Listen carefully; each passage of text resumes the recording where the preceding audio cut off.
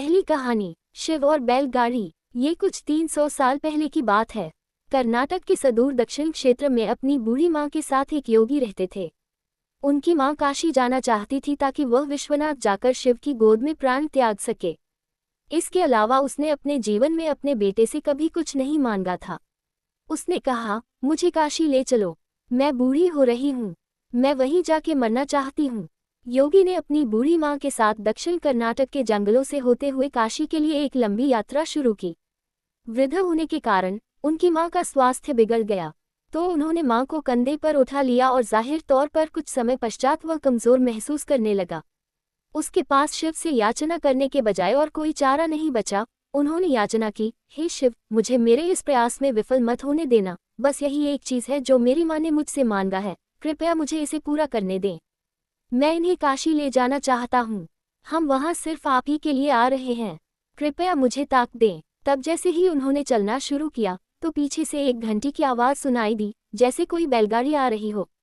उन्हें धुंध से उबरती हुई एक बैलगाड़ी दिखाई दी जिसे एक बैल खींच रहा था, जो थोड़ा अजीब था क्योंकि एक बैल वाली बैलगाड़ी छोटे रास्तों के लिए होती है। जब सफ़र लंबा और जंगली इलाके से होते हुए हो तो हमेशा दो बैल ही गाड़ी को खींचते हैं, पर जब आप थके हों तो ऐसी बारीकियों को किसे परवाह। गाड़ी नज़दीक आई पर वे चालक को नहीं देख पाए क्योंकि चालक लबादे में था और बाहर धुंध भी थी। मेरी माँ बीमार है, क्या हम आपकी खाली गाड़ी में यात्रा कर सकते हैं? उन्होंने कहा। अंदर बैठे व्यक्ति ने सिर हिला के हाँ कहा। वे दोनों गाड़ी में बैठ गए और बैलगाड़ी आगे चलने लगी। कुछ समय बाद योगी का ध्यान इस ओर गया कि जंगली रास्ता होने के बावजूद भी बैलगाड़ी बहुत आसानी से आगे बढ़ रही थी। तब उन्होंने नीचे देखा और पाया कि पहिए घूम नहीं रहे हैं, वे रुके हुए थे, पर गाड़ी आगे बढ़ रही थी।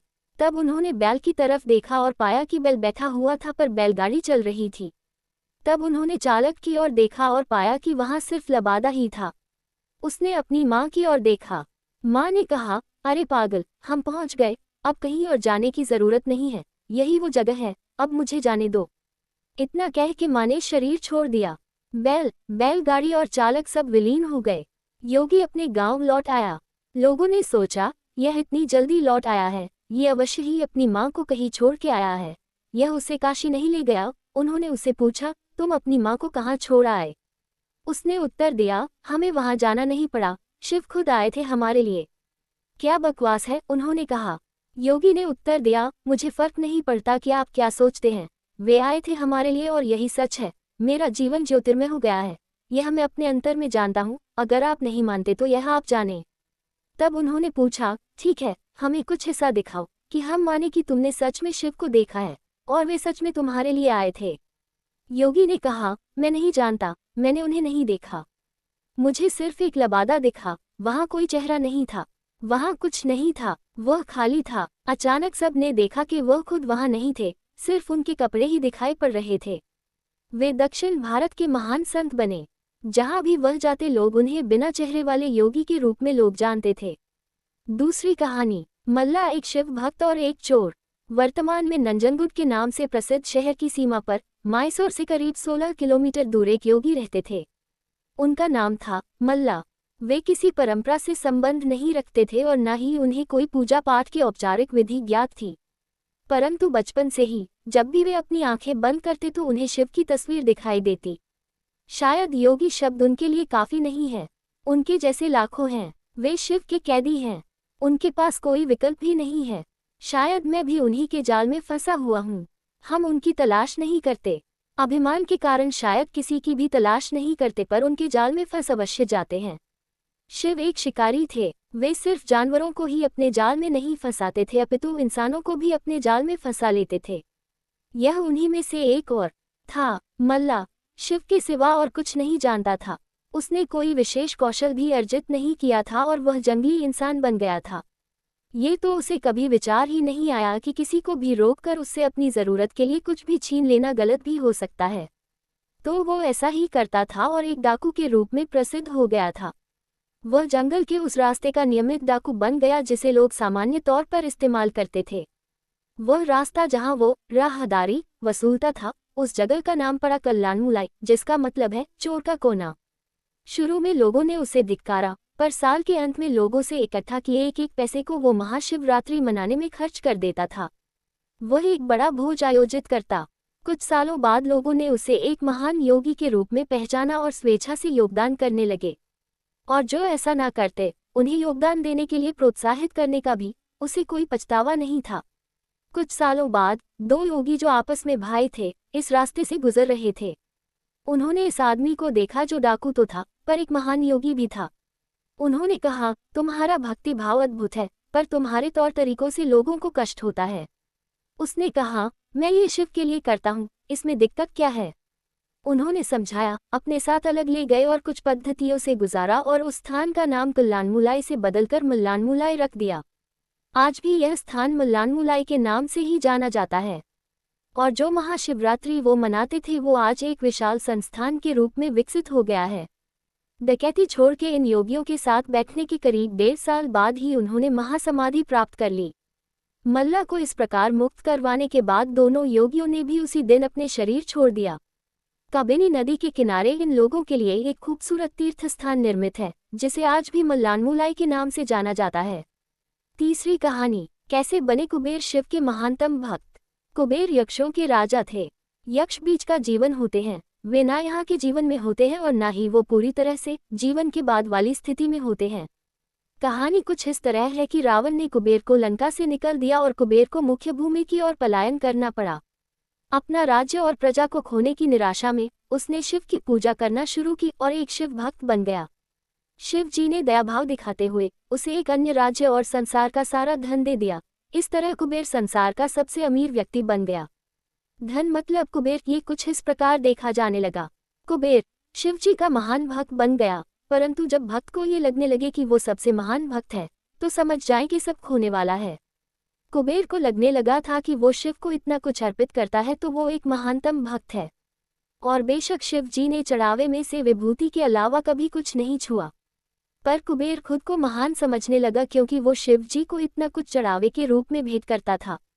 एक दिन कुबेर शिव के पास गए और कहा, मैं आपके लिए क्या कर सकता हूँ? मैं आपके लिए कुछ करना चाहता हूँ। शिव जी ने कहा, तुम मेरे लिए क्या कर सकते हो? कुछ भी नहीं, क्योंकि मुझे किसी चीज की आवश्यकता ही नहीं है। मैं ठीक हूँ, परंतु मेरा बेटा, उन्होंने गणपति की ओर इशारा करते हुए कहा, ये लड़का हमेशा भूखा रहता है, इसे अच्छे से खिला दो। ये तो अत्यंत सरल है, कहकर कुबेर गणपति को अपने साथ भोजन के लिए ले गया। उसने गणपति को खाना खिलाना शुरू किया और वो खाते गए और खाते ही गए। कुबेर ने सैकड़ों रसोइयों की व्यवस्था की और प्रचुर मात्रा में खाना बनाना शुरू किया। उन्होंने ये सारा भोजन गणपति को परोसा और वे खाते रहे। कुबेर चिंतित हो उठे और कहा, रुक जाओ, अगर तुम इतना खाओगे तो तुम्हारा पेट फट जाएगा। गणपति ने कहा, आप उसकी चिंता मत करो। देखिए, मैंने एक सांप को एक कमर पेटी के रूप में बांध रखा है, तो आप मेरे पेट की चिंता ना करें। मुझे भूख लगी है, मुझे खाना खिलाएं। आप ही ने कहा था कि आप मेरी भूख मिटा सकते हैं। कुबेर ने अपना सारा धन खर्च कर दिया।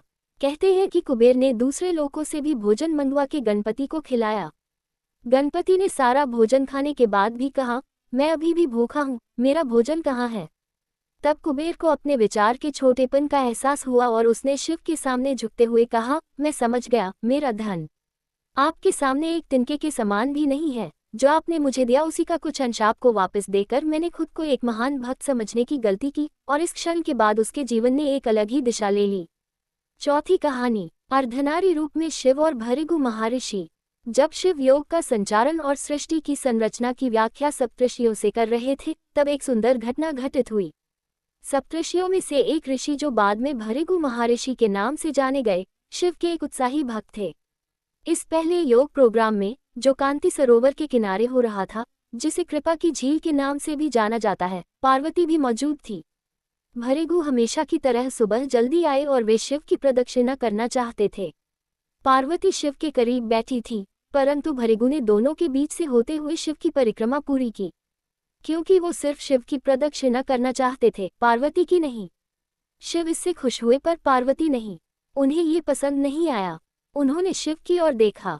शिव जी ने कहा, थोड़ा और करीब हो जाओ, वो परिक्रमा करेगा। पार्वती और करीब आ गईं। भृगु ने देखा कि उसके निकलने के लिए पर्याप्त जगह नहीं है, तो उसने एक चूहे का रूप धारण किया और पार्वती को बाहर रखते हुए अकेले शिव जी की ही परिक्रमा पूरी की। पार्वती क्रोधित हो गईं, तो शिव ने उन्हें अपनी जंघा पर बैठा लिया। तब भृगु ने एक छोटे पंछी का रूप धारण करके शिव जी की परिक्रमा पूरी कर ली। अब पार्वती अत्यंत क्रोधित हो चुकी थी। शिव जी ने पार्वती को खींचकर खुद में मिला लिया और उन्हें खुद का हिस्सा बना लिया, जिससे उनका आधा हिस्सा शिव बन गया और आधा हिस्सा पार्वती। वे अर्धनारीश्वर बन गए। भृगु ने ये देखा और खुद को एक मधुमक्खी के रूप में बना लिया और उनकी दाहिनी टांग का चक्कर लगा दिया। भृगु का बचकाना भक्तिभाव देखकर शिवजी खुश तो हुए, पर साथ ही वे नहीं चाहते थे कि भृगु अपनी भक्ति में इतना खो जाएं कि वो प्रकृति के परम स्वभाव को ही समझ ना पाएं। तो वे सिद्धासन में बैठ गए। अब भृगु के पास कोई रास्ता नहीं बचा था कि वो सिर्फ शिव या उनके शरीर के किसी हिस्से का चक्कर लगा सके। अगर उन्हें अब परिक्रमा करनी थी तो दोनों सिद्धांतों, स्त्रैण और पौरुष दोनों की ही करनी पड़ेगी।